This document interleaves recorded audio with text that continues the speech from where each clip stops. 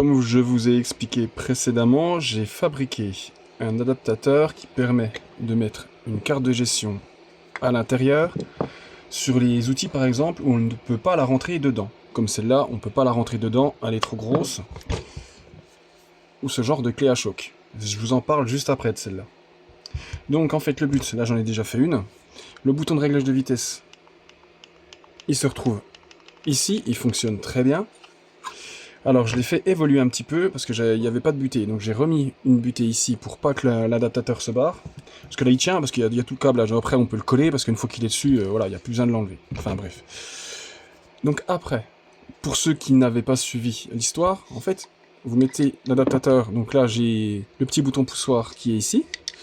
Je le mets avant, comme ça dedans. Je mets la carte. Ici, une fois qu'elle est là, le bouton. Voilà, le bouton est fonctionnel. Je l'ai mis en travers et j'ai fait un premier essai voir si ça fonctionnait. Et le fait d'appuyer en travers comme ça, en fait ça fonctionne, ça appuie sur le bouton. Et forcément l'arrière est ouvert. Donc qu'est-ce que j'ai fait? Donc j'ai imprimé la partie arrière, moi elle a pété celle-là. Mais finalement, le fait que ce soit en deux parties, c'est peut-être pas plus mal.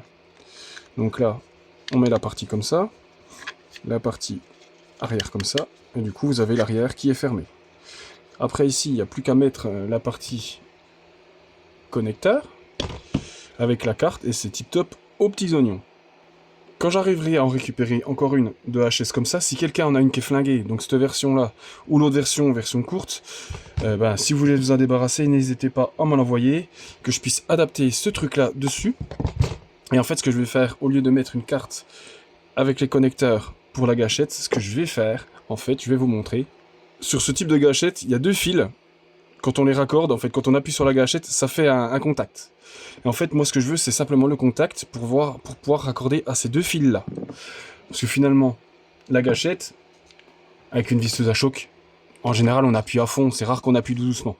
Donc là, il n'y aura plus de sélection de vitesse, de réglage de potentiomètre au niveau de la gâchette, mais on pourra le faire ici.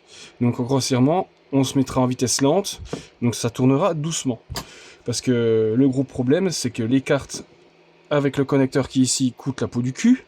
Et en plus de coûter la peau du cul, il n'y a pas de connecteur. Ça n'existe pas les adaptateurs pour rallonger. Donc il faut couper les fils et rallonger. Et c'est une chierie pas possible.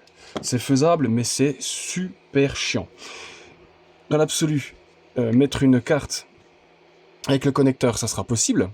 Mais celle-là, elle coûte 5 €. Et les autres valent une quinzaine d'euros.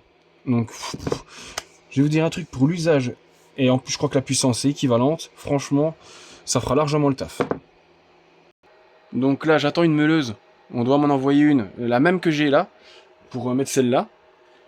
Pour leur refaire une deuxième. Et puis je pense que si quelqu'un est intéressé pour un échange ou quoi que ce soit, parce que je vais pas les garder jusqu'à vitam aeternam. Hein. En tout cas, sur ce, je vous souhaite à tous une bonne fin de week-end.